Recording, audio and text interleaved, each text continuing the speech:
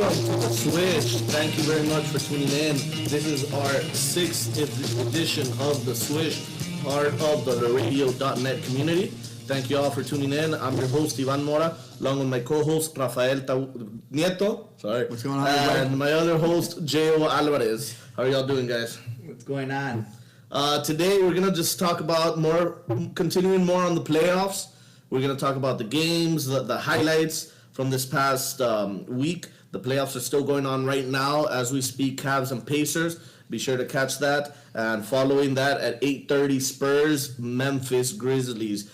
Spurs are up 2-0. We're going to talk more about that. Later on in the show, we're going to talk about a new raffle that we're going to be doing in the next shows coming up. I'm going to tell you all the details I can. It's exciting. And also, as part of the raffle, we're going to include something from Everything Spurs, and we'll talk about that later on. The topics for today, number one, David Fisdale's ref rant, his post-game interview, how he just went off and he was fined $30,000. We'll talk more about that.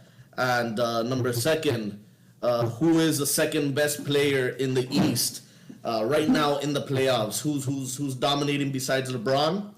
Number three, what team between the Jazz and the Clippers, that series, who's going to give more comp to the Warriors in the second round? Because that's basically what it's going to come down to, with the Warriors being up 2-0 right now. And then our fourth, we're going to stray a little bit away from the playoffs, talk about the New York Knicks. They have a lot of drama right now going on. There's a lot of comments coming in from Phil Jackson. Porzingis is now involved. We'll talk a little bit more about that towards the end of the hour. And we're going to finish with all the details on the raffle. You don't want to miss this. It is awesome. It's a lot of San Antonio Spurs memorabilia with jerseys and basketballs from Tony Parker, Pop, Manu. I'll explain all that later on. It's great stuff. It's great stuff. Let's go right in. We're going to talk. I'm going to let you two take it over. Talk about the post-game interview with David Fisdale. What happened? I'll follow. Okay, so at the end of Game 2, which was a few days ago, as you all might have heard by now, San Antonio Spurs won by double digits. It was about a 15 point win. And David Fisdale, who's a rookie coach, this is his first time coaching basketball at any level, being a head coach at least. At the end of the game, there were a few calls that could have gone the Grizzlies' way, meaning the Spurs players fouled Grizzlies players, but the referees didn't call them. And so, Coach Fisdale got pissed. He got super pissed, right? And then the game finished. The Grizzlies lost the game. It sort of ruined the momentum that the Grizzlies had going. They were losing the entire game, but they were making this comeback, right, until these missed calls, according to Coach Fisdale, happened, and then they totally lost their momentum, totally lost their groove, and the Spurs ended up, gaining that cushion that they had and won by 14, 16 points. At the end of the game, Coach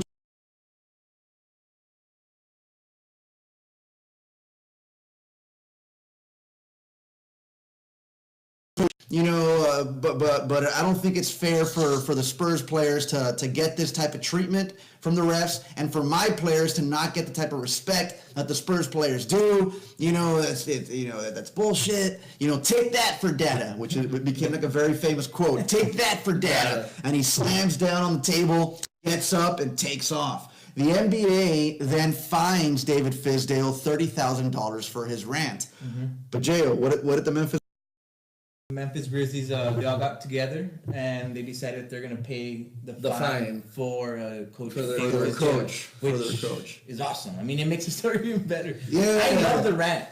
I mean, like I said, they did this. I mean, this coming from a Spurs fan. They weren't giving it to them. The Spurs were getting some calls. Memphis wasn't getting no calls, which is fine. I mean, they still weren't going to be in the game. Calls or no calls or getting calls. But I mean, the emotion that the coach shows, I mean, it really goes to show a lot to me. I mean, to me, I like that. I like that coming from a coach. I mean, what I see coming is he's firing up his players. And sure enough, he's fired up his players. They're paying his fine now. And they're going to come Game 3 tonight at 8:30. And they're going to come out. They're going to come out hard. Do you think this post-game interview was more of a reason to to fire directly at either their opponents, the Spurs, or the NBA in general? Or was it like you said, hey, you know what? Let's pump up our players. And you know what? It was more towards the NBA, dude. Yeah, I got that. It wasn't also. for the Spurs. It wasn't meant for the Spurs. It was meant for the officials that were refereeing the game that night. But in a way, it kind of helped both scenarios because they actually got their players pumped up with them paying the fine. Definitely. Do you think what he says is right? Do you agree with his comments? Yes, dude, of course. Look, I think it's very funny. Hold on. I think it's very funny because we remember when Spurs fans. Yeah. We remember when we did not have 5 championships. When we weren't this,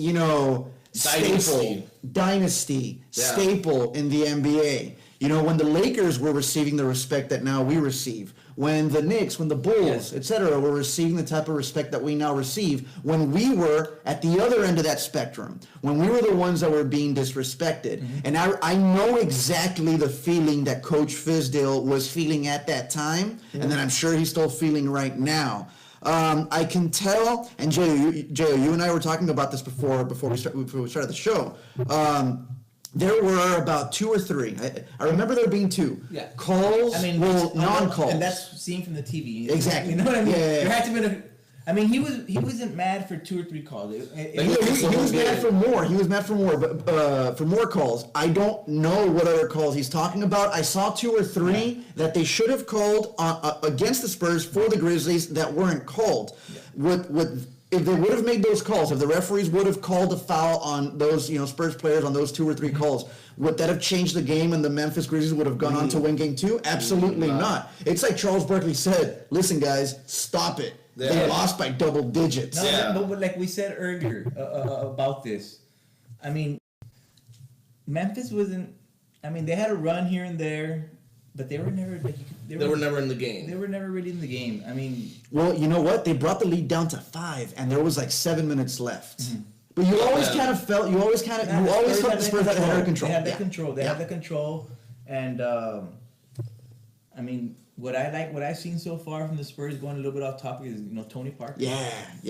Well, He's been playing like Tony Parker. Yes, dude. He's stepping up when it matters the most. Exactly. So, what do you think? Besides the $30,000 that they're fined, do you think they're gonna come out pumped with more rage and energy? Do you think this game is not gonna be a blowout from the Spurs? Do you think it's gonna be closer? This is what I think. I think Memphis comes out hard tonight. Hard. You think they win? I don't know. Not the series, just tonight. If I have them winning a game in the series, it's tonight, dude. I agree with you. And I think it's Spurs in 5. I agree with you. Yeah. I think the Grizzlies. I think all of this lights a big enough fire under the Grizzlies' asses that they go out and they win tonight, but the Spurs win game 4 and they close it out in San Antonio in game 5. And about this, like we were saying, about the coach, the head coach. He's a rookie head coach. Yeah. And he said, I'm not gonna get rooked, which he's not gonna get rookie. In other words, he's not feeding that. Yeah. You know what I mean? Yeah.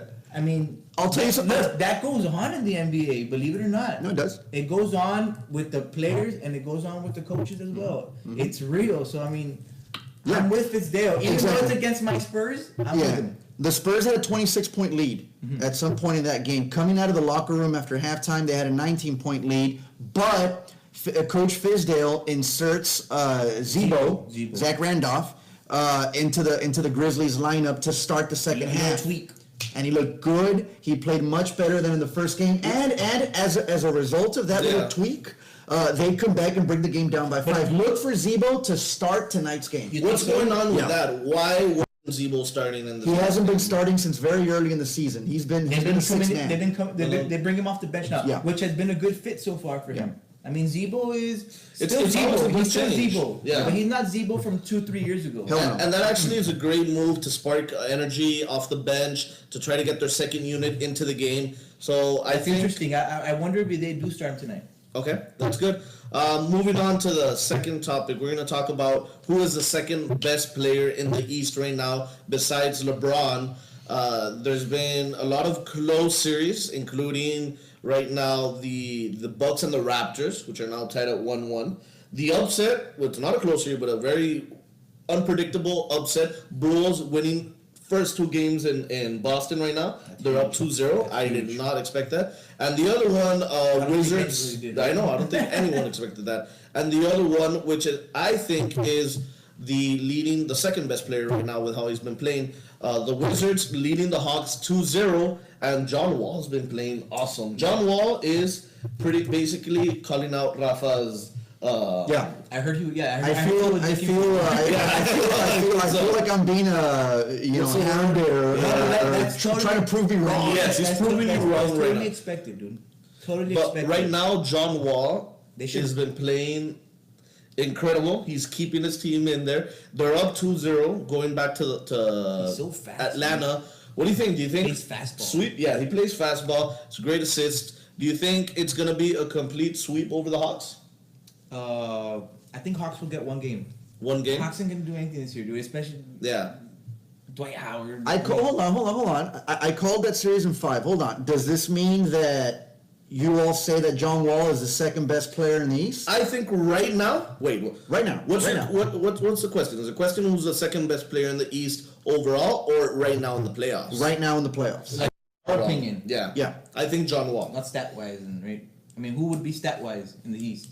I mean, stat-wise in the East, who has I the think bigger I- numbers? Isaiah Thomas has the bigger numbers. Yeah. Well, actually, we need to double check this because Isaiah Thomas had the better numbers in the regular season. But in the postseason right now, John Wall and Giannis, the Greek Freak, have been playing way better. I mean, it looks like, in a weird way, the Bulls' messy defense has actually locked down Boston, which I didn't see coming. Look, the Chicago Bulls look like a completely different team than the one that they were just a few days ago in the regular season. They look like the team they should have been since the start. Yes. I know, exactly. Yes. You know what I mean? And Chicago looks like the quoting- team that they should have been since day one. Quoting Rachel Nichols from the ESPN, she said a great way to call the Bulls right now, they're a beautiful mess.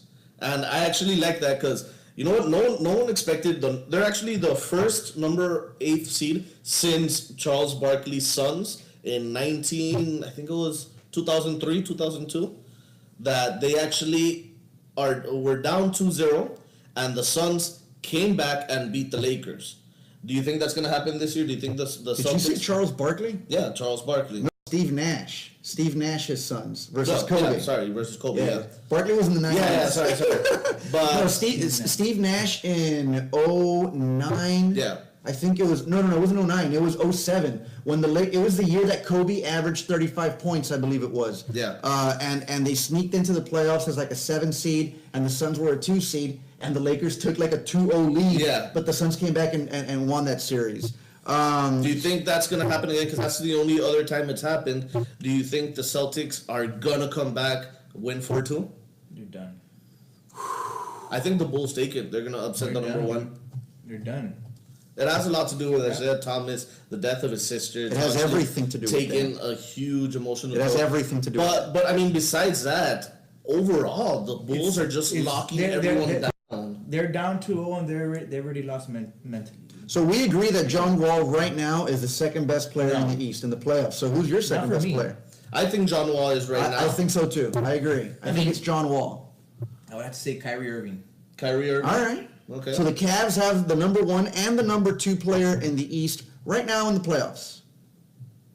Better. So Kyrie Irving is playing better than the Greek Freak. He's playing better than John Wall. In He's my playing eyes. better than in your. Yeah. Dude, Kyrie Irving is a stud, man. He's super. Like I he's said, super good. I mean, it's not a stat wise. Everybody's stuck on stats, dude. Yeah. I mean, which is most of it. But there's a lot of stuff that goes unseen. I'm not saying this for the John Wall, Kyrie Irving comparison. I'm just saying, and I mean, there's a lot of players that do so much for teams that they're not scoring. You know, it's more than basketball, dude. Mm-hmm. That they give. You know what I mean? Yeah. There's guys that are just on the bench that could be helping you out at the same time, just motivation. Like I said, he does more for the team. Ball handling skills. Oh, the best in the NBA, dude. Yeah, the best in the NBA. Strictly ball You're handling. a And- huge Irving fan, right? Huge. And not right now, dude. You actually met him, right? Yeah. I met him in the airport, Vegas. That's awesome. Chopped it up for like 5 minutes, dude. Really? He was That's in back awesome. of me in the security line. Long story short, sick. Anyways, right now, handle-wise, yeah, number 1. But I would say of all times, he's up there too, dude. What do you mean? in the East. Oh, No, in the East. you're In the saying East. you said ball handling. Yeah, but okay, ball handling skills. He's one of the best ball handlers in the history of the NBA. Ever. You would put him up there with your boy Jay Williams? Of course. You would? Jason yeah. Williams. That's I bold, think but I mean, I think I'd put him on top of Williams. As strictly as a ball handler. Yeah. as a ball handler, real quick, when you think of the NBA, I think Chris Paul is one of the top names, but Kyrie Irving also. And Jason Williams, he had the handles and one of the Yeah. best handles ever, dude. Yeah. I love his pass with the elbow. Oh, dude. Yeah, I tried that was that. a I mess. tried that in high school, and the coach Nothing. sat me down and like So, call the timeout. Sit So, down. yeah, You're done. you're out. Anyways, Williams, he was known more for the passes, dude. Yeah. Yeah, he had handles and one of the best, but it was his passing. Yeah. The no look, you know what I mean? Yeah. The razzle dazzle plays he would do, Jay. dude. It was incredible. So yeah, I'm sticking with Wall. I'm sticking with Wall, yeah. All right, moving on. We're going to talk right now about a very competitive series right now. They're tied 1-1 with the Utah Jazz getting the first game with Joe Johnson's buzzer beater, and the Los Angeles Clippers coming back in the second game to tie it up. Now, right now, Rudy Gobert's status is still unknown. Yeah. So, what is it? I mean, is he going to come back? Is he not? That's the important question. And if not, who wins out of that series to challenge the Warriors in the second round? Because right now, how it's looking, the Warriors basically have the first round in the bag. They are up 2-0 against the Trailblazers, and as much as the Trailblazers are actually a solid team with Lillard, they're not going to match up to Kevin Durant and Steph Curry. So, who are we seeing in a couple of weeks, maybe next week, I think? Are we seeing the Warriors Jazz or the Warriors Clippers? For sake of conversation, just for the sake of this conversation, let's just include Gobert there with the Jazz. Yeah. Let's just say that he comes back. Let's throw him in there. So the question is, what team, the Jazz or the Clippers, gives the Warriors more trouble? Which of those two teams is going to give them more of a competition? I think, in my opinion, the Jazz are going to end up winning this series, especially if Gobert comes back. But I think the Clippers give the Warriors more competition. I mean, personally, matchup-wise, sure. Exactly. I mean, I think the Warriors might be able to sweep the Jazz, I think. I think the Warriors might end up sweeping the Jazz. In a best-case scenario, the Warriors end up beating the Jazz in 5 games, so I'll throw the Jazz a bone here and they'll win a game. But I don't think so. I think it'd probably be a sweep. Really? However, I think so. Do you think it'd be a sweep? Warriors beating the Jazz. I think it would be a sweep, dude. Warriors beating the think. Jazz? Yeah, You think it'd be a sweep? I think so. Yeah. Damn. Best case scenario, I think a one game. It's not that the Jazz are that bad. I think the Jazz are going to beat the Clippers, especially if Gobert comes back. Yeah, that's gonna be definitely. It's going to be huge. I mean, it all depends on Gobert coming The back. Clippers against the Warriors might get a couple of games. They might get a couple of games. They definitely will get one game. I think if it goes, I mean, we obviously know Warriors get second round, they're pretty much winning again. They're playing on The first round? right now. Even the second round.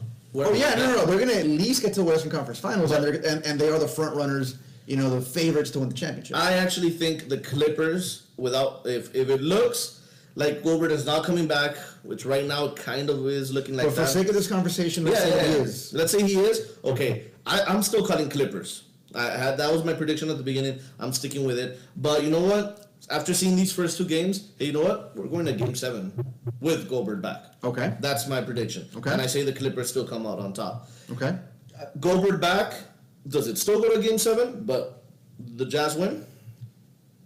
Yes. Yes? Yes. And- With Gobert back. With Gobert back. But we agree it's going to Game 7 regardless? Okay. No, I'm asking, do we agree? I think it's going to a Game 7. With or without Gobert? I think with Gobert, the Jazz win in 6. I think Okay. without Gobert, the Jazz win in 7. Okay, so regardless. With or without. With or without. Okay, all right. Yeah. You think Jazz also? I like Wait, Gordon wait, Hayward. I like- mean, I'm very, very The question high on- is, Which of those two teams gives the Warriors best competition? That's the question. honestly, we need to get. no. No, you I think the Clippers? Clippers would be, and especially if they do get out of the first round, something could light there, and they could be dangerous, dude. I mean, Right. So You the know, Clippers they give got- the Warriors more competition than the definitely. Jazz. Yeah, I think Okay. so. But also, I mean, with Gobert, it'd be fun. I think Jazz beat the Clippers though. Yeah. Okay. Look, So I think. yeah, no, I feel you. I feel you. I think the Clippers. Me and I are on the same page. You're about to disagree. Yeah, but I actually like that. If it were to be a Jazz Warriors second round, it'd be fun. I actually think it'd be very, very fun to watch. Yeah. And I actually think with Gobert, they can make it an intense series. Wait, it'll still be 4 or 5 games, but every game will be exciting. Gobert That's what I think. versus Warriors would be the biggest. Like he has to come back no matter what. Yeah, of course. Yeah. Because he'll tear up he's any a other future center, there. dude. Who are you gonna put on Gobert? Draymond Green. Time out. Have you seen Gobert? Yeah, he's huge. Huge, bro. Yeah. And you're gonna put Draymond Green on him. I think so. Yeah, No. I think Draymond Green is the best rim protector. I think he might be the best rim protector in the league, and he's my pick for defensive player of the year. Yeah. Gobert's up there also. I know. I have Gobert as my all NBA first team. I think Gobert will eat him up, dude. You think so? Actually, I hope you're agree. right. I hope you're think right. so too. I hope you're right. I So don't I'm think saying- so, but I hope I you're mean, right. Draymond's. He needs to be there if Jazz even want to have a chance at getting anything off of. I think Draymond's the kind of dirty player that's gonna hustle and not let down, but I think you're actually just underestimating how good of a player Gobert is, and what a huge blow. I mean, it's still good that the Jazz are still in it, but what a huge blow it is. So you if think the he's Clippers not. are taking the first round? You think the Clippers are beating the Jazz? Yeah, I think so. And if Gobert doesn't come back, Especially. it might especially if Gobert doesn't come back. But even if he doesn't come back, I actually think it might be in 5-6 games. So you have the Clippers, and then in the second round, but let's just say, which of these two teams give the Warriors better competition? Better competition, I think the Clippers. Okay. I think the Clippers. I think I would love though to see the Jazz because I think it'd be a fun matchup to watch. Okay. But I think Clippers down the paint. I think down the post. I think they're more. I think they could battle it out more. Okay. But eventually, I think it's going to be a Game 5 series win with the Warriors taking it. With the Clippers. Yeah. Okay. I mean, And even with the Jazz, maybe even a sweep. I think. yeah. I just think the Clippers are more comp and they'll take a game. Okay. Okay. Okay. Moving on to our fourth topic, and this is a very interesting one. I wanted to talk about this on last show. This doesn't have to do with the playoffs, but actually it has to do with the NBA, and it's a highlight that's happening right now. It's talked right now on ESPN and Bleacher Report. The New York drama, and they're talking about Phil Jackson completely. What's the word to say? Like, turning his back, if you will, on Carmelo Anthony. Throwing him under the bus. Throwing him under the bus. I mean, it didn't seem like it was something Phil Jackson would do, but he's doing it right now. In the nice way, he's saying, hey, you know what? Melo would be happy somewhere else. I think he deserves to win a championship. But I think he's basically saying, hey, you know what? We're not going to win with Melo. As good as Melo is, we're not going to win with him. He needs to go. So what do y'all think? Do you think what Phil Jackson is saying? I think he's right. Time to go, Melo. I don't think it's the right way to say it, though. You know Melo wants to go also. He don't want to be there no more. He doesn't. You don't think so? Be gone, bro. Let's go. You don't think so? Yeah, dude. So where do you think he wants to go? With Okay. LeBron. LeBron? Yeah. And It's gonna happen. Knowing Nobody. LeBron and knowing the Cavaliers, That's LeBron, CP3, LeBron, D Wade, and it's gonna start happening. The super team. they talked about it. They're dude. LeBron gets what he wants. It's gonna have to be with the Cavs. That's the thing. It's gonna have to be I with don't the like Cavs. that LeBron gets what he wants. Okay, let's just say for the sake of this Like if conversation. like, real quick, say we're boys, even though we're cousins, whatever. Yeah. We're boys, and we're best friends, dude. You've already made your millions in the NBA, millions and millions of dollars, dude. Uh-huh. Your last couple years, you wouldn't say like, you know what, let's team up, take a cut. And see what happens? And play ball? Perhaps. Well, I think you would. You would or no?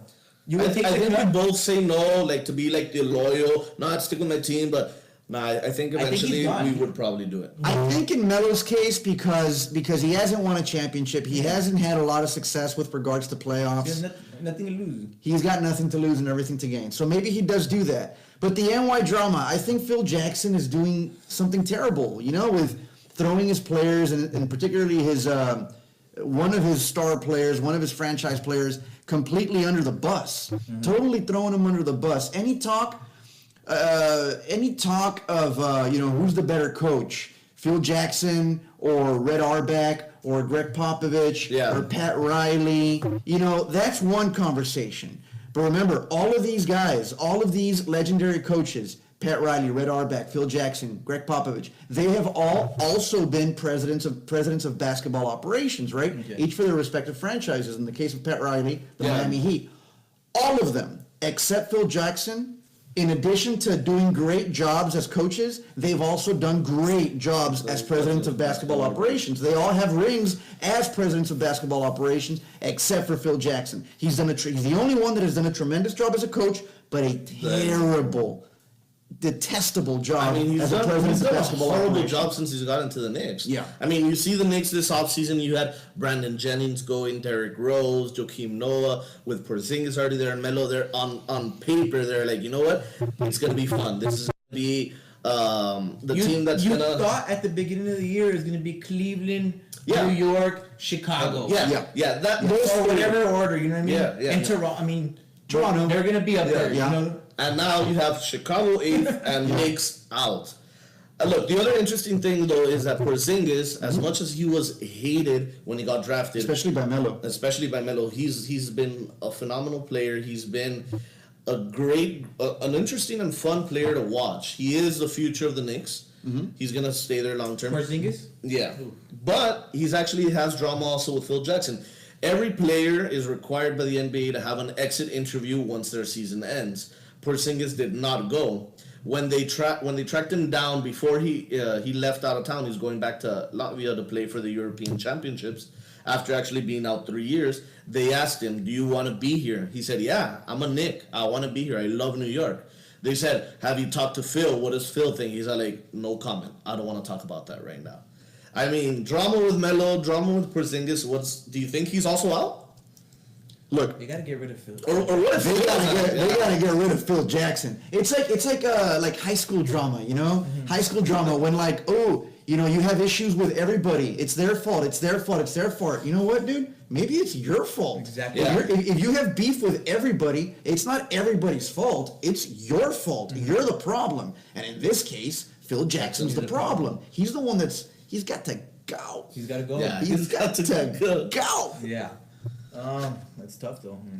I think by the end of the season, and I predicted it, Melo, before the trade deadline, I said Melo's not going anywhere before the trade deadline, but he's out of here in the offseason. So one of these three is probably leaving, and you think Melo's the odd man out? So this summer they're meeting up in Cabo, dude. All right, they're all gonna meet up there and they're gonna talk about it. The Banana Bros. So they're gonna meet up in Cabo, have some drinks, talk about it, and they're gonna unite. Watch it happen. I mean, that wouldn't shock me. That wouldn't shock me. At all. Say also. Maybe. Say Melo doesn't want to go to the Cavs. He still wants to challenge LeBron. What other team would he go in the East? And where would he fit better? Maybe the Washington Wizards, because he's from Baltimore. He's from Baltimore, that's true. Do you think he could mesh well with John Wall? I mean, I think so. I think he makes a good fit at the Washington Wizards. Actually, but at this point in his career, like, say he goes with a team like that, and you have a John Wall, like, you need to understand that's his team now. Absolutely. No, you need to learn your role. You're not Melo from the Knicks no more. You know what I mean? From the Nuggets. Or from back in the day. Yeah. You need to know your role. So he needs to take a step down and say, yes. Hey, you know what? Oh, of course. I'm not with the Knicks anymore. I'm not the top dog, but I want to win. One topic. One of the reasons why I think Melo and Porzingis, and other players with the Knicks are having issues with Phil Jackson is because he's forcing them, even though he's not even the coach, he's forcing them to run the triangle offense, and that is an outdated, system. And he's pissed. And Phil Jackson is pissed because they're pissed because they don't want to run the triangle offense. That's what's going on. Uh-huh. And so, he's like that grumpy old dude that is mad because of the way the world is nowadays. Yeah. And he's so old fashioned that this is the way that we used to do things, and that's the only right way that things should be done. Fucking stubborn. He's being a stubborn, grumpy old man. Is all that's happening, you know. And so he's not letting these guys. You think I think Porzingis is being limited. As successful as he has been, he's being limited. He should be shooting from the outside. Phil Jackson, dude. I mean, he's a pan tostado. After this year, he's like they had that group of very talented individuals, bro. Yeah. And after this year, in the position that you're in, you should be able to realize, you know what? But you know what? He should step down. They shouldn't have to fire him. But you know what? Let's be realistic. Phil Jackson, like, let your pride go, dude. But let's be realistic. Don't ruin the franchise. Phil Jackson is not gonna step down. As much as that actually is the right call, he should step down. And you know what? Let's get someone else to actually see what we could do with Melo and Porzingis. So that's not gonna happen. Yeah. Phil Jackson's there. Melo's out. So back to the question: if he doesn't go to the Cavs, would you like him with the Wizards? I think he makes a good fit there. I don't know if the salary wise, if it fits and all that. Let's not take that into consideration because it might not. If I were him, I would go either the Wizards or the Celtics. Or the Contenders. Definitely a top 3, top 4 contender. Yeah. All right, moving on. We're going to shift a little bit to local here in Laredo, and we're going to talk about some exciting raffle giveaways that we're doing next week. Part of the MVP Hoops and Kyle Anderson and Danny Green's Summer Slam camp this summer. Next week we're gonna have a guest on, talk more about the camp, what Kyle Anderson and Danny Green are gonna be doing, how you could get involved, where you could sign up. It's very interesting. And MVP Hoops is also collaborating there. They're actually an all-year program for kids ages, I think, 2 to all the way to 12 that want to learn more about basketball, take classes, skills. We're also going to have the director and the coach here next week as well. And we're going to talk more about that. But what's exciting is the raffle that they're giving away. The raffle that they're going to start doing is a San Antonio Spurs memorabilia raffle. And let me give you just the list of what it is. The first prize, which we're gonna announce the winners early May, it's gonna be an autographed basketball signed by Manu Ginobili. All right. The second one's gonna be an autographed 2007 NBA Finals MVP white jersey from Tony Parker. The third one's gonna be another basketball autographed by LaMarcus Aldridge. Then this would be my top thing. Honestly, the next one's an autographed basketball by Greg Popovich. Yeah. That would be fucking awesome. Then another basketball by Tim Duncan, and we're also in the process of getting a David Robinson signed basketball. That one's not confirmed yet, but the ones I just listed are. And also, we're gonna be seeing if everything Spurs is also gonna include one of these Ultimate Warrior, T-shirt, which are fucking awesome. I had only sick. I had only seen them, pictures of them, and then you walked in with that shirt, and I mean, they're even better in person, man. Seriously, I'm not just blowing smoke up your ass. If you want these shirts, everything Spurs with Gio Alvarez, still got a lot of shirts. It's awesome. The giveaways, all of these autographed giveaways that we're going to be raffling away, they all have the certificate of authenticity. They do. And how it's going to be, it's $20 per number, and every single item is going to be raffled in every single week, starting from probably early May all the way till the actual camp start. And hopefully next week we're going to have the directors, the coaches to talk more about the camps, and hopefully more giveaways, because I mean these prizes are awesome as they are right now. We're also going to have who's the coach that's joining us next week? Hekino Yola. He's going to be coming in from Martin High School. We're going to see if he's in on Monday or Thursday. So just a lot of interesting events and news that are coming on that we're going to be talking about more next week. And just more information. If you're interested in the raffle, contact us at the Swish. Also, our website is up and running, theswishradio.com. We already have our first article out from Rafa. Check it out. We have follow us also on Twitter, Instagram, and obviously Facebook. And regarding this raffle, just contact us. You know. www.theswishradio.com. You're going to be able to, you're going to have access to our podcasts, to our videos, and to all of our written content. So, like Ivan was telling you all, our first article, which was written by yours truly, is already up there. www.theswishradio.com. The article is My Case for James Harden, MVP. My MVP case for James Harden. Why I think James Harden should be the MVP of the league. It's there. Get on it. Brody. Get on it. And pretty soon, by the way, we don't know yet exactly, but we'll be giving you all those details. TheSwishRadio.com is going to be the best place where you'll be able to find our show before we start with our family members with the radio.net. But in the next few episodes or so, we'll let you know when you'll be able to start seeing our podcast on our website. But check out our new article. It's awesome. And also, if you want more information on the raffle, get a hold of me, J.O. or Rafa, or just send us a message on our Facebook page. That's it for today. Thank you for joining, and catch us next week. Go Spurs, Later. go. Go Spurs, go. 6.